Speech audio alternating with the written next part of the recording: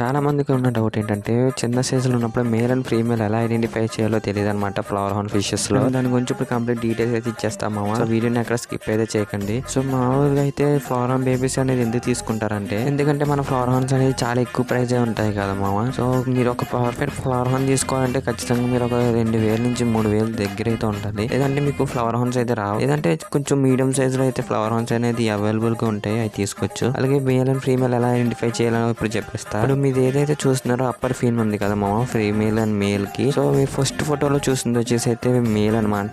So upper ఫీన్ మీద ఎటువంటి scars అయితే ఉండవు. అలాగే ఫీమేల్ కి వచ్చేసరికి అయితే డాట్ అయితే ఉండదు మామ. సో అదొక్కటే ఐడెంటిఫై అయితే చేయగలం. అలాగే లేదు అన్ని ఫిషెస్ లో మీరు మేల్ అండ్ ఫీమేల్ ఐడెంటిఫై చేయలేకపోతే సో ఖచ్చితంగా మేల్ అనేది చాలా అగ్రెషన్ గా అయితే ఉంటుంది. చూసే టైంలో వేరే ఫిష్ మీద అది అగ్రెషన్ చూపిస్తుంది కదా మామ, అప్పుడైతే మీరు దాని అప్పర్ ఫిన్ అయితే చూడండి. అప్పర్ ఫిన్ మీద ఎటువంటి డాట్స్ కానీ లేకపోతే అది ఖచ్చితంగా మేల్ మీరు ఖచ్చితంగా తీసుకోవచ్చు. కానీ మేల్ అయినా కూడా హెడ్ అనేది వస్తుందో లేదో చెప్పలేము.